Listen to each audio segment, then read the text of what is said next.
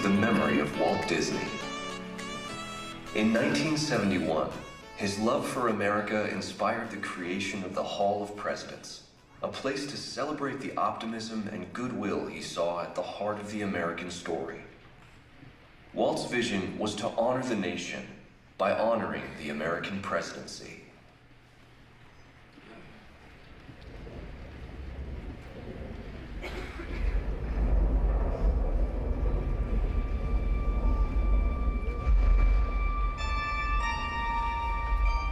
It is 1783, and the smoke is clearing in the wake of the Revolutionary War. Over the course of 8 grinding years, General George Washington has led a force of shopkeepers, farmers, and Native American allies to victory over the greatest military power in the world. A new nation has been born, independent and free. The founders must form a national government. In 1787, through months of passionate debate, they create a written constitution. For the country's highest office, they imagine something new in the history of the world.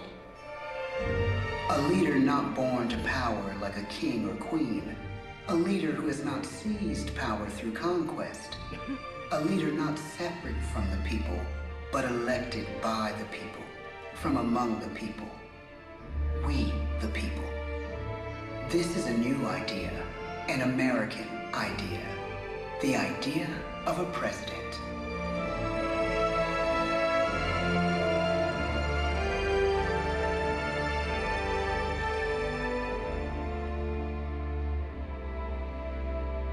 The people don't know exactly what a president will be, but there is little doubt who it will be.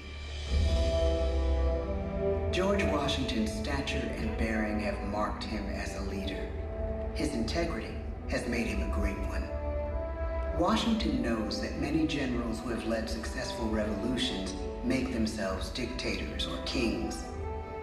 Instead, he steps down from power and retires to his home, Mount Vernon. The world takes note, and George Washington becomes the symbol of American ideals. In the first presidential election, it's Washington by a landslide. The only doubt seems to be his own. He writes, "Integrity and firmness is all I can promise. Integrity and firmness is exactly what we need." Everything he does as president will set a model for his successors. His final act may be the most important of all. After 2 terms, with no term limit in the Constitution and amid overwhelming support to stay in office, he steps down once again and hands power back to the people. He wants us to speak, to elect a new president. During the early years of the Republic, we choose leaders as different as Thomas Jefferson, John Adams, and Andrew Jackson. Elections are often bitter. Each president stands at that fiery intersection where personal character meets the challenges of the times. Some call the presidency a glorious burden. Jefferson calls it a splendid misery. We, the people, must choose well. We elect 15 presidents before the course of history brings us to the edge of a crisis like no other. A nation born of freedom still permits slavery. As the country pushes west, will new states be slave or free? The question produces bitter conflict. The issue rocks the election of 1860 and brings Abraham Lincoln onto the national stage. The tall, lanky, some say uncouth candidate from Illinois is a master of words at a time when speeches are printed in full for people to read. A house divided against itself cannot stand, he has said. With Lincoln's election, the House does indeed divide. Civil War. 11 states secede from the Union. the war becomes a defining passage in the American story. The president's own inner strength and depth of character changed the course of history. Lincoln had come up the hard way on the American frontier, desperately poor, with less than a year of formal schooling. His early years were scarred by tragedy, the death of his mother, his sister, his first love. He struggles with depression, but never loses his determination to rise above it. He once said he's driven by a desire to leave the world a little better place for having lived in it. The war rages. Lincoln fights to preserve the Union and end slavery. Neither is a sure thing. At Gettysburg, Pennsylvania, 6 months after one of the bloodiest battles of the war, the president dedicates a cemetery to the thousands of soldiers who died there, in words we can never forget.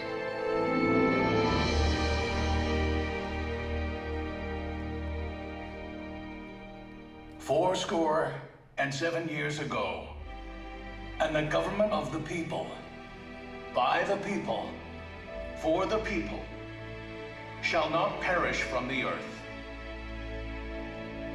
The blood of over 500,000 Americans is spilled in the Civil War.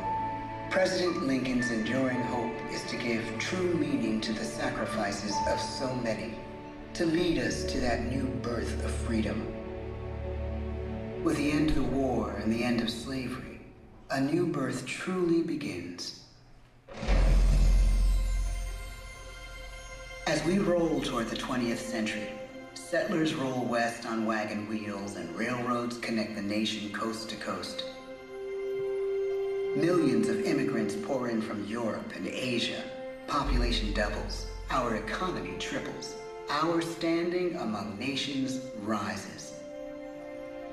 We need presidents who can lead both at home and abroad. At the same time, a young Theodore Roosevelt is retreating from New York politics and personal tragedy. The death of his wife and his mother on the same day, in the same house. In the Badlands of North Dakota, he rethinks his life and the life of his country. He returns stronger in body and spirit. His renewed energy is just what his country needs.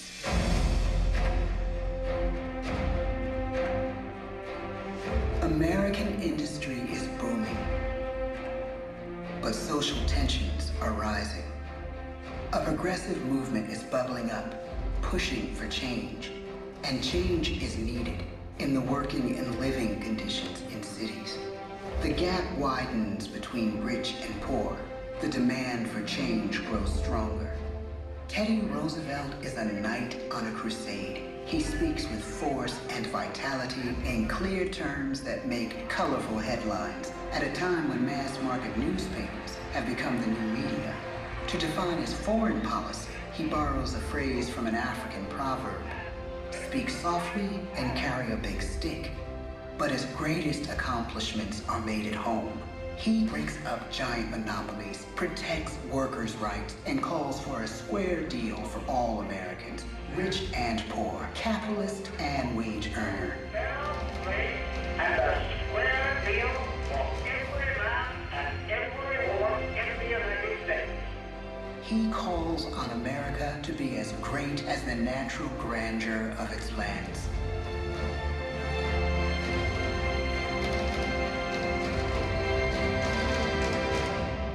Keep your eyes on the stars and your feet on the ground, he tells us. And we do.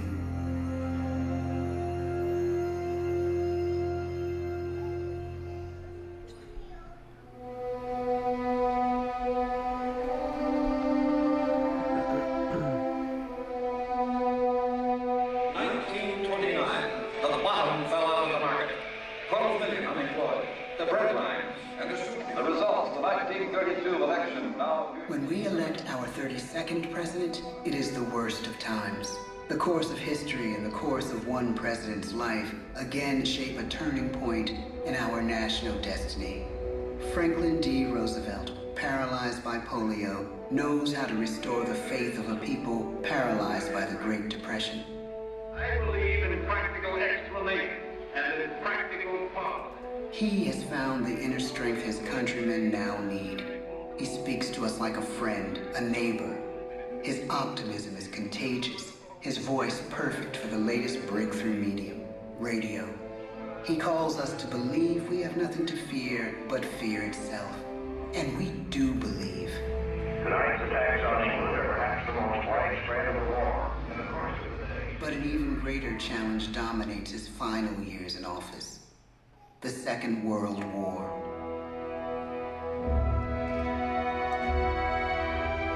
We must be the great arsenal of democracy. This is an emergency as serious as war itself. We stun the world with our production. When bombs fall on U.S. troops in Pearl Harbor, he calls us to fight on the war front and sacrifice on the home front.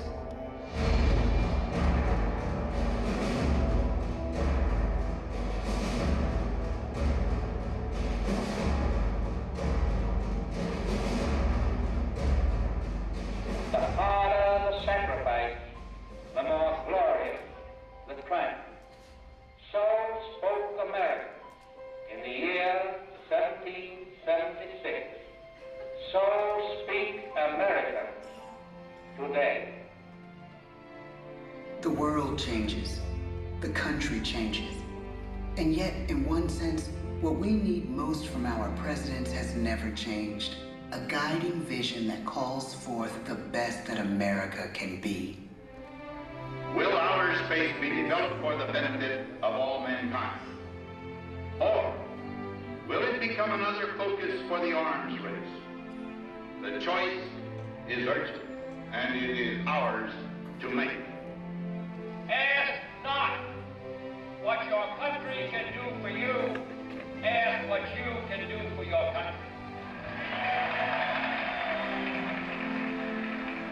But really, it's all of us who must overcome the crippling legacy of bigotry and injustice. And we shall overcome. One of the agreements that President Sadat and Prime Minister Begin are signing tonight is entitled A Framework for Peace in the Middle East.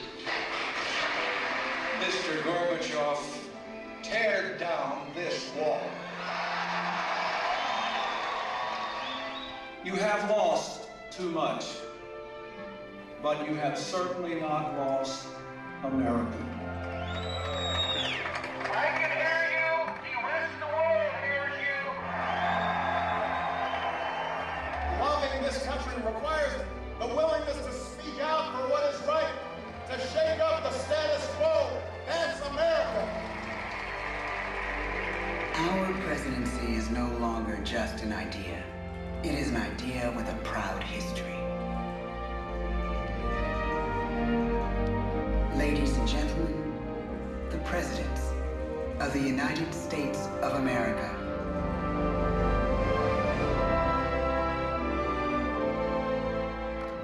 George Washington, John Adams, Thomas Jefferson, James Madison, James Monroe, John Quincy Adams, Andrew Jackson, Martin Van Buren, William Henry Harrison, John Tyler, James K. Polk, Zachary Taylor, Millard Fillmore, Franklin Pierce, James Buchanan, Abraham Lincoln, Andrew Johnson, Ulysses S. Grant, Rutherford B. Hayes, James A. Garfield, Chester A. Arthur, Cleveland. Benjamin Harrison. William McKinley. Theodore Roosevelt. William Howard Taft. Woodrow Wilson. Warren G. Harding. Calvin Coolidge. Herbert Hoover.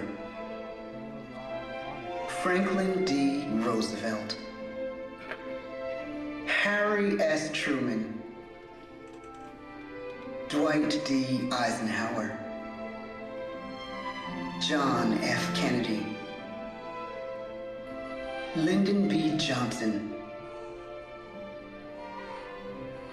Richard M. Nixon. Gerald R. Ford. Jimmy Carter. Ronald Reagan. George Bush. Bill Clinton. George W. Bush. Barack Obama. Donald Trump.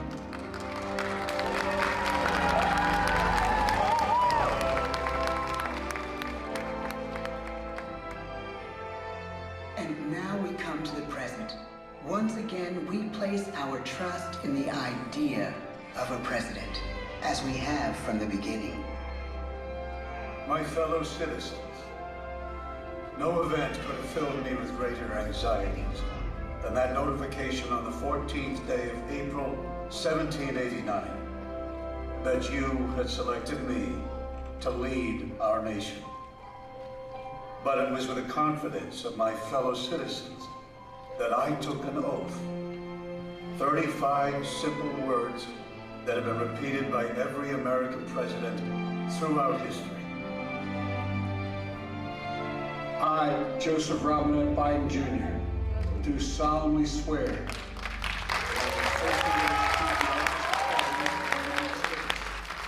I will, to the best of my ability, preserve, protect, and defend the Constitution of the United States. So help me God. The presidency of the United States is a role unique in the world, an office entrusted to each president by us, we the people. Therein lies the genius of that new idea, now over 200 years old. A new idea our presidents have turned into a great American idea again and again.